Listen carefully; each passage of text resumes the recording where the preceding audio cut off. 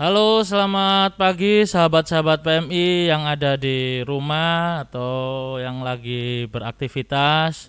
Kembali lagi bersama saya, host di SIM Ekanol Simpadu PMI, Ferdi. Di acara pagi ini kita bincang-bincang santai juga untuk informasi tentunya tentang seputar pekerja migran Indonesia. Tidak lupa ada di samping saya juga ada host dari Kanal Simpadu PMI. Kita perkenalkan Bapak Suprayitna sebagai pegawai fungsional. Monggo Pak Prayit bisa diperkenalkan. Ya, terima kasih. Perkenalkan saya Putri dan Santri. Selamat pagi, Bu. Selamat pagi.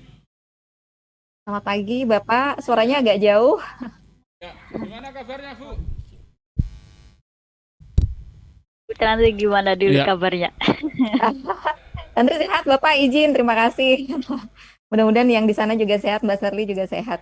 Iya, Ya, amin amin alhamdulillah. ya rabbal alamin. Ya, Di sini sehat. Hongkong memasuki alhamdulillah. musim dingin. Iya.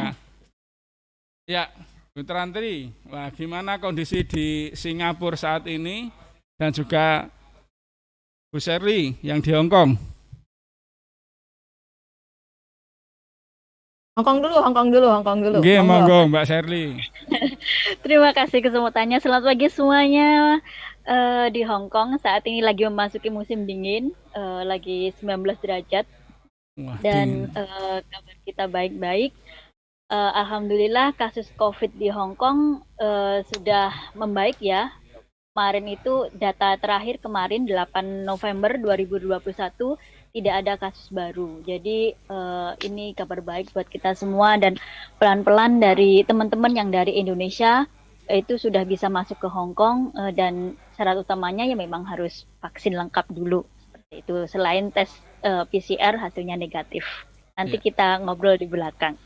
Ya, terima kasih. Masih ada angin taufan gimana di sana? Angin topannya sudah berlalu. Ya, Alhamdulillah. dua bulan yang lalu ya mungkin memang ada angin topan dan hampir 1 minggu itu 2 kali berturut-turut.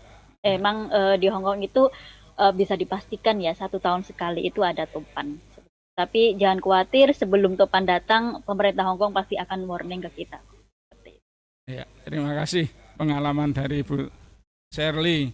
Untuk Bu Tantri, selamat bertugas di tempat yang baru. Informasinya di atas saya ketenagakerjaan ya, Bu. Siap, staf teknis, Bapak izin, staf teknis Iya. di Singapura. Ya. Ya, mungkin kami perlu apa ya? Mungkin kalau ada suatu permasalahan, kami akan menghubungi Ibu. Bisa dibantu, Bu? Siap. Ya, Untuk itu saya ditugaskan, Pak, untuk membantu, Pak. iya, karena kalau saya ada permasalahan biasa dengan Pak Zalfi ya. Pak Zalfinya sudah masih di situ atau gimana, Bu? Masih bertugas Bapak di situ? izin, mungkin, iya. Izin sebelumnya mungkin disclaimer, kebetulan memang Tantri akan ditugaskan, tetapi Iya. posisi saat ini masih belum berada di tempat tugas, Bapak Oh, izin iya. karena masih menunggu proses entry approval untuk bisa masuk. Jadi bahkan kami juga harus apply untuk entry approval. Iya, Bu. Jadi bukan hanya PMI yang apply untuk entry approval. Jadi saya Iya. posisi masih di Jakarta. Iya. Jadi saya hari ini ngobrol masih dalam keluarga besar di Direktorat Bina P2 PMI, Bapak. Dulu namanya PPTK LN. Iya, Bu. Semoga cepat selesai lah untuk entry-nya. Ya, persyaratannya untuk ke Singapura sana, Bu. Iya. Amin, amin, Iya. Bapak. Mudah-mudahan. Iya. Selama ini bagaimana, Bu, untuk masalah PMI yang ada di Singapura saat ini terkait dengan pandemi? Informasinya pandeminya meningkat, benar nggak, Bu? Benar, Bapak. Memang kebetulan apa namanya? Sepertinya sudah memang diprediksi bahwa nanti akan ada peningkatan kasus dan Singapura kebetulan awal-awalnya itu kan dikit ya, Iya. tapi mulai Oktober itu dia mulai ada eskalasi. Kemudian kayaknya peaknya di akhir Oktober kemarin itu bisa sampai tembus 5.000 kasus per hari. Tapi lately belakangan ini udah mulai turun, walaupun masih ribu ya, masih Iya. ribu. Eh, Mungkin beberapa hari lalu itu sudah di bawah 3.000 per hari. Jadi untuk PPKM ya istilahnya, kalau di kita kan bilangnya PPKM. Di sana Iya. mungkin ada istilah lain, itu juga diperketat.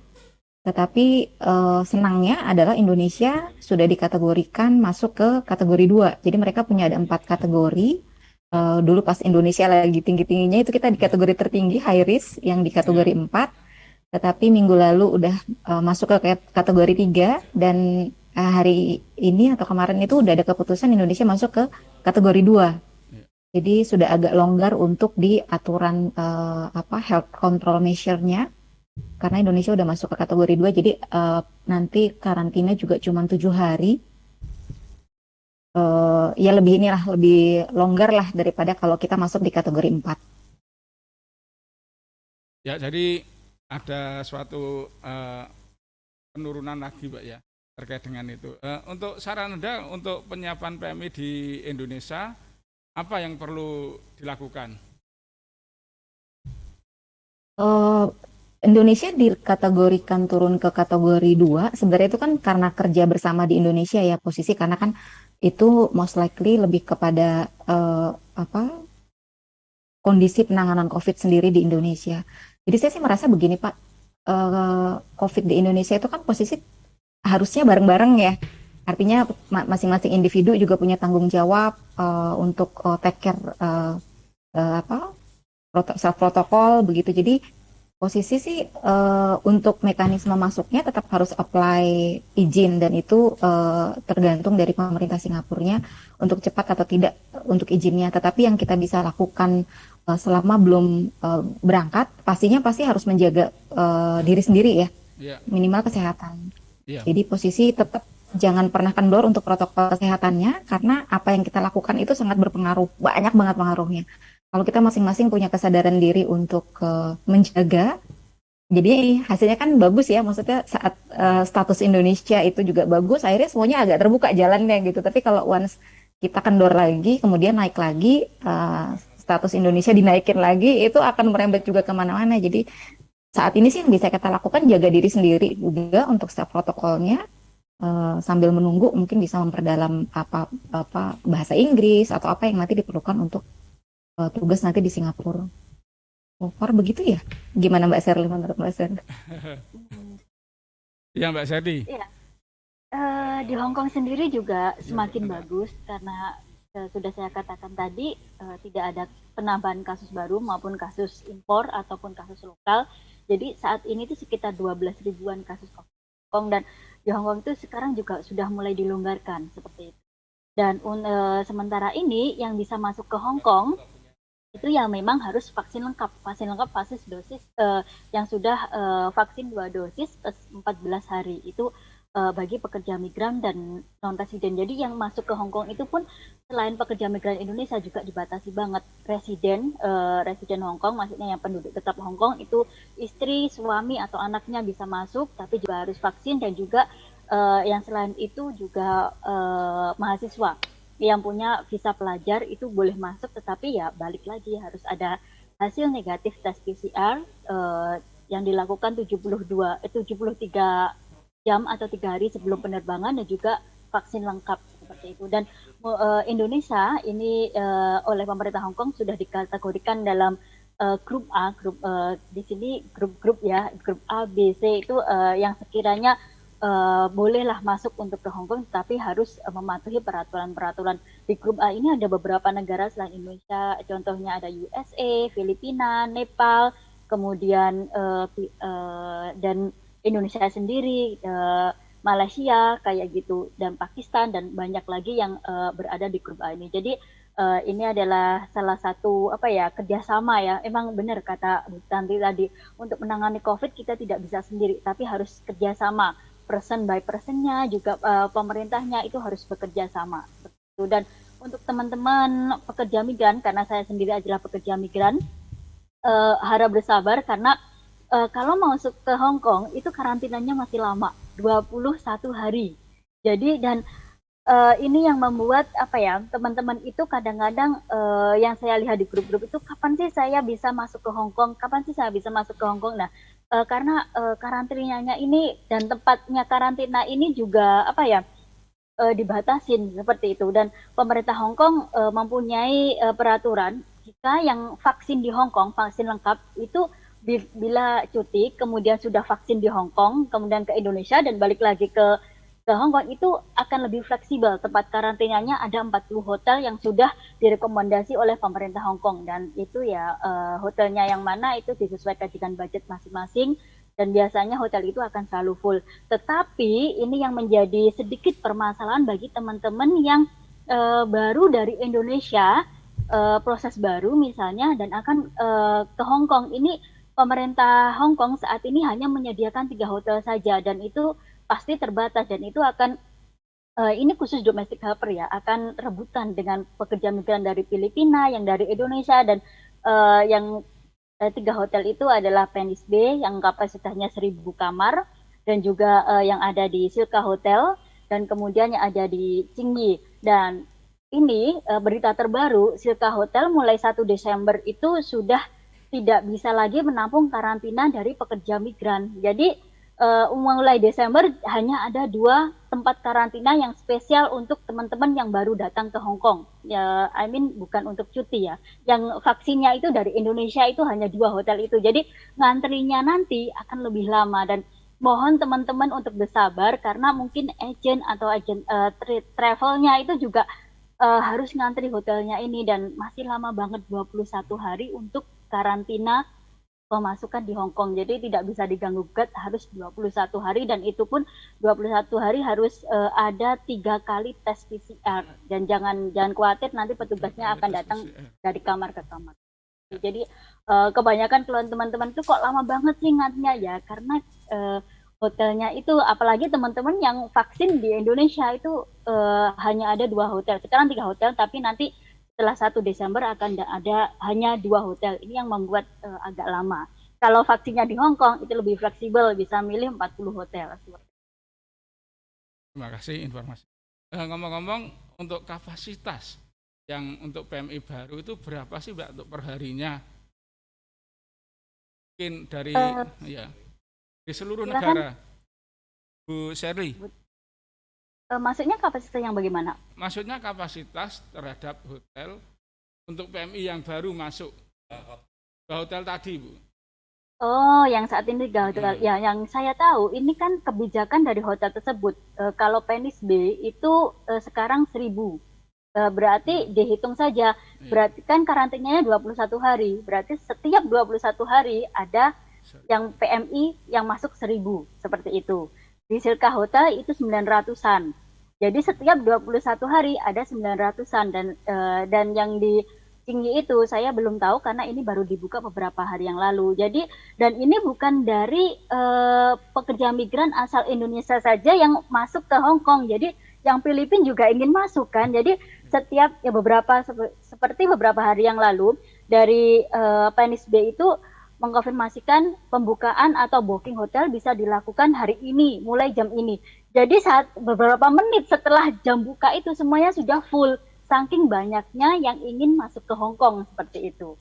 Dan kalau sudah full kan akhirnya kan kita harus menunggu 21 hari lagi untuk booking lagi. Ya Mbak Sherly, terima kasih ya. Kami nggak salah nih yang ngundang beliau ini ya, karena informasi terbaru ini yang nanti kita beritahu, karena Bu Tantri laporan juga kita sudah ada pelatihan ya, Bu. Kita sudah ada sertifikat kompetensi juga Bu Sherly, Bu Tantri. Jadi ada 300-an lah yang kita latih yang helper. Otomatis kalau nggak ke Hong Kong, ke Singapura nih Bu Tantri pilihannya. Ya. Kawan-kawan Jawa Timur ini. Jadi ya nanti mohon kerjasamanya Bu Tantri ya, kami dibantu orang Jawa Timur, pilihannya kalau nggak ke Hong Kong ke Singapura nih sekarang. Iya. Karena Taiwan belum buka ya Pak. Oh iya Bu Tantri, hari ini kan di Taiwan juga sedang ada pembicaraan ya Bu Tantri ya, mudah-mudahan lah ada kabar nanti baik. Jam 1. Oke. Bu Tantri, mungkin senyampang karena Ibu mau ada tugas yang lain, apakah ada sesuatu yang baru, mungkin informasi tentang kebijakan di Kemenaker atau mungkin himbauan-himbauan untuk kawan-kawan kami yang akan berangkat ataupun mungkin karena yang pulang juga banyak Bu Tantri, ada 46.000 nih pekerja migran kita yang pulang. Monggo Bu Tantri mungkin ada saran-saran kebijakan dari Kemenaker seperti apa yang terbaru maupun yang mungkin bisa disampaikan kami nanti buat kawan-kawan kami. Monggo Bu Tantri. Baik, Bapak izin.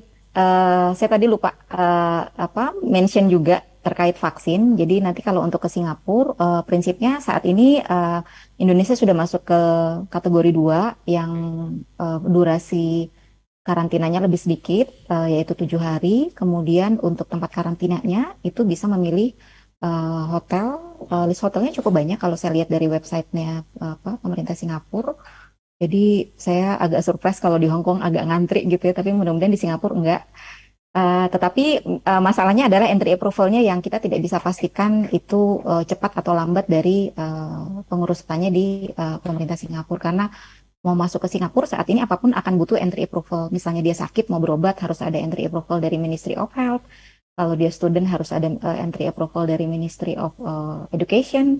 Kalau dia bekerja dari MOM. Jadi semuanya kalau seperti saya juga sepertinya dari Ministry of Foreign Affairs. Jadi semuanya butuh entry approval dan we cannot make sure about the time itu bisa rilis. Tetapi kalau dari segi control measure untuk health-nya itu sudah lebih longgar untuk Indonesia dan wajib vaksin 2 kali fully dosis dan itu harus 14 hari sebelum tiba ke Singapura. Alhamdulillah untuk list of vaksinnya sebenarnya tidak terlalu masalah karena Singapura mengakui untuk semua yang ada di WHO list itu bisa diakui. Namun untuk mereka yang vaksinasi di overseas, maksudnya di luar Singapura harus mengambil tes serologi untuk memastikan kondisinya vaksin itu efektif atau tidak. Jadi posisi akan ada tes tambahan serologi untuk kalau hasilnya baik maka vaksin yang di luar negeri akan diregister di seperti mereka punya registrasi. Kalau di kita kan ada Peduli Lindungi ya. Kalau di Singapura juga ada, saya lupa namanya, tetapi akan diregister ke situ kalau hasil serologinya baik. Tetapi kalau enggak, maka harus vaksin ulang di Singapura. Tetapi di Singapura vaksinnya gratis kok. Jadi sebenarnya no worry regarding kebijakan vaksin.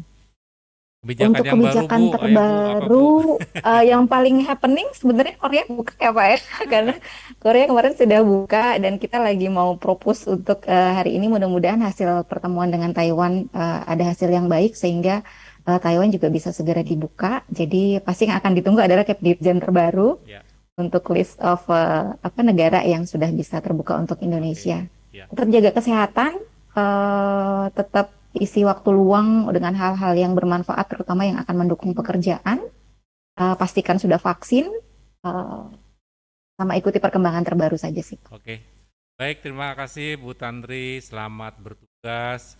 Jangan bosen-bosen Bu, karena orang Jawa Timur juga setengahnya banyak yang ke Singapura dan setengahnya juga yang tidak jelas juga Bu. Ya, monggo kontak-kontak kami nanti insya Allah kalau misalnya ini bisa kita berkolaborasi yang terbaik lah buat mereka perlindungannya gitu. Siap, Bapak juga jangan ini ya, nanti kalau saya ada inisiatif baru atau apa yang kita mau kerjasamakan nanti selama Tantri tugas di sana, saya akan juga ganggu Pak Budi gantian. Pokoknya lah untuk Jawa Timur, untuk PMI kita lakukan. Ya, Mas Ferdi mau ada yang nih khusus nih buat Bu Tantri kalau misalnya ada tugas lain monggo bisa meninggalkan nggak apa-apa karena saya tahu lah beliau. Baik. Mbak Serli, saya minta izin. Terima kasih ya. Enggak, saya terima kasih loh Bu Tantri. Salam buat teman-teman ya. Salam buat teman-teman. Baik, Yun pamit. Bu Serli belum, Bu Ingrid belum. Ya. Ini ada yang spesial nih yang kangen, namanya Mas Ferdi. Ya, dia ingin tanya lowongan kerja di sana gimana sekarang, kemudian setelah kondisi yang sekarang seperti gimana, apa saja yang harus disiapkan dan seterusnya. Monggo Fer, sini Fer. Saya gantian ya.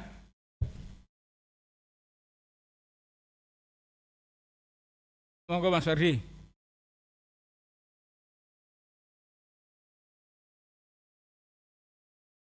Halo Mbak Serli. Pagi. Iya pagi Mbak. Ini Mbak mau sedikit tanya-tanya karena saya kebetulan salah satu admin di websitenya Simpadu PMI ya di kantor.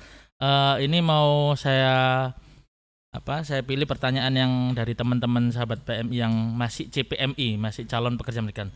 Mbak Sherly ini di Hong Kong, Mbak ya? Ya. Nah, untuk di Hong Kong sendiri gimana Mbak? Apa untuk informasi job-job kerjanya itu ada, kalau misalnya ini ada yang TKI yang dia itu belum selesai kontrak karena dia waktu itu pernah bekerja merawat akong, ya, merawat akong kakek. Nah, karena akongnya itu agak tanda kutip agak nakal, nah, akhirnya dia kabur. Nah, kabur terus dapet majikan baru sampai overstay. Lah, ini dia mau balik lagi Mbak Sherly ke Hong Kong. Itu kena backlist atau gimana Mbak prosesnya? Bisa mungkin pengalaman dari Mbak Sherly yang ada bisa dijelaskan, Mbak? Oke ya, tadi sudah kena blacklist seperti itu. Iya, Mbak. Nah, proses blacklist itu pasti akan, kalau sudah di blacklist pasti melewati pengadilan, itu pasti. Oh, gitu Nah, ya. ya karena dia overstay, kasus overstay itu kalau dia maksudnya ketangkep ataupun dia menyerahkan diri, pasti akan melalui pengadilan, dan pengadilan ini yang akan menentukan berapa lama dia di blacklist, karena pengadilan juga akan melihat case person by person. Jadi tidak sama apakah overstay-nya itu hanya overstay berapa lama, terus kemudian apakah selain overstay dia juga melakukan pelanggaran yang lain, misalnya berjualan. Nah, itu sudah berbeda lagi. Jadi nanti mbaknya itu pasti akan ada surat dari pengadilan, itu ada berapa lama di blacklist-nya. Kalau sudah di blacklist semuanya 1 tahun, itu ada. Setelah 1 tahun nanti bisa balik lagi ke Hong Kong, proses lewat PT. Jadi harus melihat hasil pengadilannya itu bagaimana. Pasti ada kok, di suratnya gitu. itu ada. Oke. Untuk saran dari CPMI kita ini namanya Mbak Betty ya, dia dari Blitar, Mbak. Kalau misalkan mengalami hal seperti itu, katakanlah untuk calon-calon pekerja migran yang akan berangkat ini, misalnya tanda kutip tadi majikannya agak nakal, hal apa yang sebaiknya dilakukan, Mbak, kalau lagi udah bekerja ke Hong Kong? Oke, yang perlu teman-teman ketahui sebelum datang ke sini mental harus disiapkan, karena Hong Kong itu tidak seindah foto profilnya teman-teman. Nah, dalamnya gitu ya. itu aduh. Ini saran yang ini yang paling bagus Mbak buat teman-teman yang ada di rumah. Ya. Jadi jangan membayangkan hal yang indah-indah dulu ya. Ya, mentalnya harus disiapkan. Terus benar. Kemudian yang satu harus siap mental, kemudian harus siap berbagai informasi bagaimana rule-nya bekerja di Hong Kong, peraturan-peraturan kerja di Hong Kong. Kebetulan saya dari awal datang di Hong Kong itu sudah menjadi member organisasi. Jadi saya selain bekerja di ruang majikan, saya juga membantu teman-teman yang punya masalah, mungkin yang mbaknya seperti ini, karena saya hanya bisa kasih saran, dan nanti hasil akhir kan ada yang penanganin, misalnya kalau butuh bantuan dari KJRI atau labor departemen dan lain sebagainya. Dan saat ini saya juga aktif di salah satu NGO atau bahasa kerennya LSM yang resmi di Hong Kong. Ini yang menangani masalah ibu dan anak, ada masalah-masalah seperti itu. Jadi kita speak up, dan ini perlu diketahui. Jadi sebelum masuk ke Hong Kong, pelajari dulu apa sih hak-hak bagi pekerja migran di Hong Kong. Itu sangat penting banget. Belajar bahasa juga penting, karena itu adalah komunikasi. Terus kemudian catat nomor-nomor penting, misalnya nomor organisasi. Sekarang kan sudah media sosial sudah boom banget ya. Jadi nomor teman-teman organisasi, nomor NGO itu bisa dihubungin untuk teman-teman jika ada masalah. Dan satu lagi, jika ada masalah seperti yang tadi, itu jangan kabur ke majikan, jangan. Karena kalau kita kabur, kita sendiri yang rugi. Berkonsultasilah ke teman-teman organisasi dulu bagaimana menghadapi masalah ini. Seperti itu. Misalnya kalau mau ini bisa ke labor departemen, tapi pemerintah Hong Kong itu maksudnya kalau melalui pengadilan kan juga harus ada bukti. Lah kita kumpulkan bukti dulu, misalnya nulis diare itu yang saya sarankan ke teman-teman, nulis diare atau merekam atau bagaimana itu bisa menjadikan bukti nanti kita melakukan pelaporan di labor departemen. Oke, Jadi siap, Mbak. tidak saya sarankan masalah seberat apapun buat teman-teman untuk melarikan diri. Jangan. Kalau keadaan sudah sangat tidak memungkinkan, lapor polisi. Sampai lapor polisi nomornya 999 itu 10 menit pasti akan datang. Oke, itu Atau bisa kalau dicatat butuh, untuk ya, teman-teman yang ada di rumah. Nomor yang tadi ya. Untuk sahabat-sahabat PMI yang ada di Hong Kong juga nomor yang penting hotline untuk pelaporan itu tadi ya, Mbak. ya, atau bisa catat nomor saya kan kalau sorry to say, kalau teman-teman bahasanya belum terlalu paham, bisa mencatat nomor telepon saya, minta bantuan, itu ya gratis nanti apa ya bisa di-apply ke organisasi, ke LSM, atau kalau butuh bantuan KJRI bisa langsung kita apply ke KJRI siapa yang sesuai fungsinya kan. Kalau kepolisian ya kepolisian, kejaksaan ya kejaksaan, seperti itu. Siap. Bisa dicatat nomor telepon saya, boleh kan? Share Oke, nomor boleh. telepon. Mbak, mohon izin juga ini berarti nanti setelah kita upload ke YouTube, kita upload di deskripsi nomor telepon Mbak Sherly ya. Oh, boleh, Oke, boleh. boleh ya. Oke, terima kasih banyak Mbak Sherly. Itu. Karena kodenya Hong Kong itu 852, pakai 852 dulu, itu dalam kurung. Nomor Oke. telepon saya 67379353, hanya 8 digit. Oke, Mbak Sherly. Siap. Terima kasih banyak Mbak Sherly sharing-sharing dan pengalamannya yang sangat berharga pastinya untuk teman-teman kita. Bapak Suprayitna mungkin ada tambahan? Iya, Mbak Sherly, ini saya dengar-dengar ada namanya TKI yang paper. Ini gimana Mbak Sherly kok sampai terjadi TKI paper sampai 10 tahun? Gimana Mbak Sherly ceritanya? Ini terkait dengan biasanya teman-teman yang paper itu ada beberapa banyak faktor. Nah, ini kebetulan saya menjadi salah satu ambasador NGO yang mengurusi masalah banyak mengalami teman-teman paper yang mempunyai anak di Hong Kong seperti dan larinya ke Pathfinder. Kenapa sih mereka menjadi paperan? Ini dulu yang harus teman-teman pahami. Satu, jangan tergoda rayuan teman yang lain. Misalnya, kalau kamu kita tahu bekerja di rumah majikan itu tidak mudah. Tekanan pasti ada. Majikan cerewet pasti, majikanku saja cerewet kok. Majikan pelit itu kebanyakan. Jadi jangan kaget jika mengalami hal-hal seperti ini. Satu, mentalnya kuat. Yang kedua, jika tidak kuat, konsultasi atau curhat ke teman biar tidak tertekan banget seperti itu. Jadi kalau sudah curhat kan kita saling sharing, kemudian kita saling menguatkan. Terus jangan sembarangan ikut-ikutan. Misalnya seperti ini, kalau kamu hidup di luar atau paperan enak loh, itu nanti akan dijatah oleh pemerintah. Iya, benar, akan dijatah oleh ISS, itu juga NGO-nya orang Hong Kong. Tetapi jatahnya ini juga sangat terbatas. Kehidupan di Hong Kong itu mahal kayak gitu. Dan ya kalau nanti menjadi paperan itu akan bebas. Iya, bebas, kita tidak terikat oleh majikan. Tetapi satu, apa sih paperan itu? Seperti itu. Paperan itu yang mengajukan klaim jika kita ingin pindah negara, istilahnya gitu. Kita ingin menjadi refugee. Kita ingin pindah ke negara lain, dan itu pun alasannya jika negara asal negara kita itu terjadi konflik kayak gitu, dan negara Indonesia tidak ada negara yang aman seperti itu. Jadi tidak bisa nanti teman-teman setelah menjadi paperan akan menjadi refugee kayak gitu. Dan ini kebahasannya akan panjang ya. Kenapa sih menjadi paperan? Paperan itu harus overstay dulu. Jadi paksa overstay dulu. Dan kenapa sih teman-teman overstay lagi? Ingin kebebasan lah, ingin inilah, ingin itu, karena merasa tertekan dimajikan lah, dan ingin bebas. Dan ataupun kalau overstay itu mereka bisa bekerja, tetapi bekerja overstay itu juga ilegal. Nah, kalau sudah overstay, terus mereka bisa mengajukan klaim yang namanya recognized paper di Hong Kong.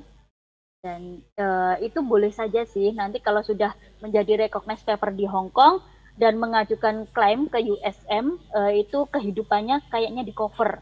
Tetapi harus diingat, ada tempat tinggal yang disediakan pemerintah Hong Kong, tetapi itu budgetnya hanya 1.000 lebih. Jadi ya hanya kamar kecil seperti itu. Dan untuk budget yang lain kayak makanan itu bentuknya hanya kupon yang bisa dibelikan di salah satu supermarket di Hong Kong, dan itu jumlahnya terbatas hanya 1.200-an, dan hanya uang cashnya itu hanya $200 Hong Kong, dan itu pun untuk wirawiri karena untuk paperan itu harus apa ya, lapor diri ke imigrasi Kowloon Bay. Jadi ini bagi teman-teman ya, saya ingatkan sebelum memutuskan menjadi paperan itu tidak enak banget, karena jangan ngomong paperan itu di apa ya, enak bebas Iya, dibiayai pemerintah Hong Kong, tapi iya. harus ingat biayanya itu sangat kecil banget, percayalah sangat kecil banget, dan itu tidak cukup karena hidup di Hong Kong itu sangat mahal. Setidak enak-enaknya tinggal di majikan bekerja itu masih enak kita ada di majikan yang mendapatkan gaji 1 bulan. Jadi sabarnya, mentalnya harus lebih ditebalkan lagi. Itu Pak. Ya, Mbak Sherly. Mungkin untuk pesan-pesan bagi TPMI maupun PMI, ya khususnya di Jawa Timur, misalnya gimana, Mbak? Untuk Mbak Sherly? Pesannya satu, sebelum datang ke Hong Kong, sekali lagi mentalnya disiapin, majikan Hong Kong itu tidak 100% baik. Nah, ada yang cerewet, ada yang pelit, itu sudah hal yang lumrah. Saya juga pekerja migran juga, Mbak. Ini kebetulan saja majikanku lagi kerja, jadi saya bisa live. Kemudian belajar bahasa itu bisa diajarin pelan-pelan. Jadi kalau sudah sampai di sini, jangan terpengaruh kalau ada hari libur, bergabunglah pada kegiatan-kegiatan yang positif, ikut organisasi, ada kursus masak gratis, ada kursus banyak kok, kursus menjahit gratis dan lain sebagainya. Jadi uh, sisihkan waktu liburmu untuk kegiatan-kegiatan yang positif, dan jangan gampang terpengaruh oleh teman-teman seperti itu. Satu lagi, bergaulah dengan teman-teman yang juga memberikan effort positif bagi teman-teman. Ya. Seperti itu. Oke, terima kasih atas informasi dan penjelasan dari Kak Sherly. Ya, ya. Jadi mau Mas Ferdi mau melakukan suatu acara ini di Simpang 2 Kanal. Kami kembali ke Mas Ferdi. Monggo Mas Ferdi.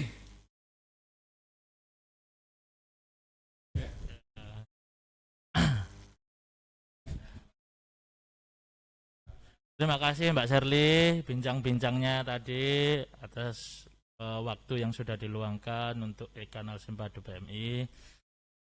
Ya, semoga informasi yang didapat hari ini bisa bermanfaat dan berguna bagi calon pekerja migran ataupun yang sudah bekerja di Hong Kong ya, khususnya sesuai arahan dan informasi dari Mbak Sherly tadi. Untuk sebelum kita tutup, ini ada Pak Budi, Mbak Sherly. Ya, Mbak Sherlita, Mbak Sherlita, Mbak Sherly, Yeah. kami ini ada tugas dari Bu Gubernur Ya. membuat shelter transit, Mbak. Nah, shelter transit ini ada dalam satu wilayah kami di sini di kantor kami, Mbak. Jadi di kantor kami itu ada LTSA itu Samsat lah, Mbak Sher. Itu mulai dari Naker sampai ke imigrasi ya, ada semua. Mungkin dengar, Mbak Sher?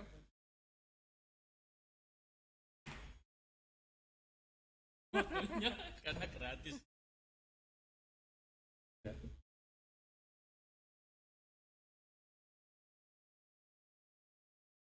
Yang podcast langsung ke putus nanti.